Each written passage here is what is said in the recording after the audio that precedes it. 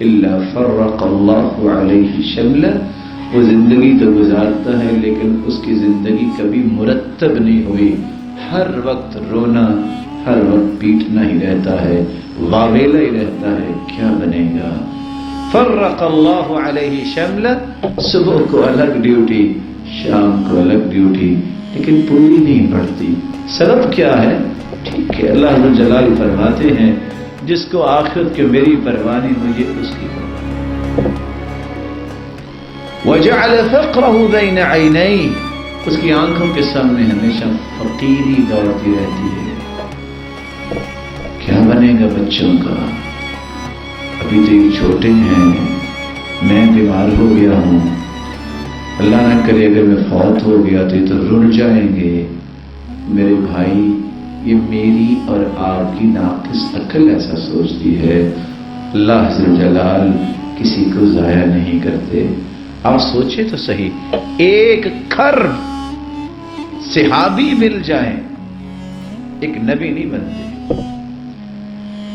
और जितनी गिनती दुनिया में है, अगर उतनी गिनती आम लोगों की हो, एक सहाबी नहीं बन सकता।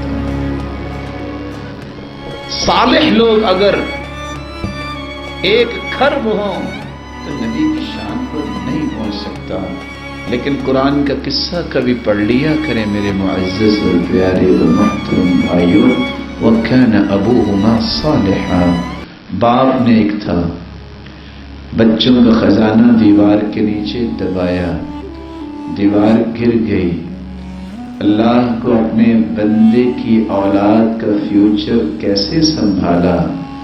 अंबिया में से मूसा अलैहिस्सलातु वस्सलाम, खदिर अलैहिस्सलातु वस्सलाम, दोनों पैगंबरों को हुक्म दिया, जाओ मजदूर बन के तुम ये दीवार बनाओ, मेरे सालिह बंदे की औलाद का खजाना जाहिर हो गया तो कहीं जाया ना हो जाए। अल्लाह तो खुद बंदोबस्त करवाते हैं।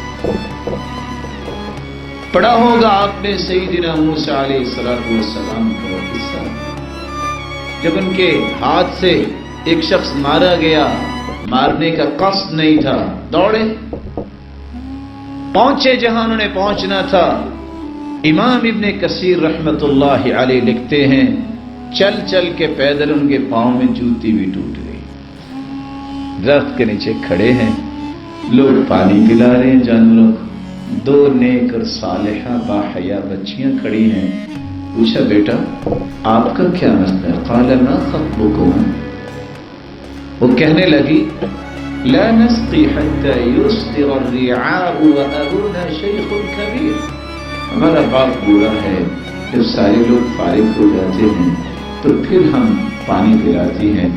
आगे बढ़ के पत्थर हटाए, अल्लाह ने ताकत दी थी, अपनी सलाहियत को खैर खाई में लगाया। पहला काम, दौड़ के वापस आए, पांव जब जले आके दरख्त के नीचे खड़े हो गए, खैर खाही के लिए अपने आप को पेश किया और साथ ही आसमान वाले से हम कलाम हुए, रब्बी इन्नी लिमा अंज़ल्त इलैया मिन खैरिन फ़क़ीर। इन जुमलों को जमा करें तो 5 चीजें, रब्बी इन्नी लिमा अंज़ल्त इलैया मिन खैरिन फ़क़ीर, 5 कलमे बोले और अल्लाह ने 5 इनाम दिए। इनाम क्या दिए? न खाने को कुछ है, न रिहाइश है, न नौकरी है, न बीवी बच्चे हैं, कुछ नहीं।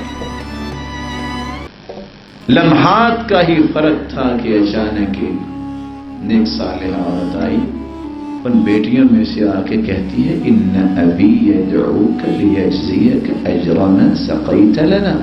आज बड़े से बड़ा भी काबिल हो तो उसका कॉन्ट्रैक्ट साइन होता, कहते हैं 1 साल तक हम देखेंगे, तजदीद बाद में होगी।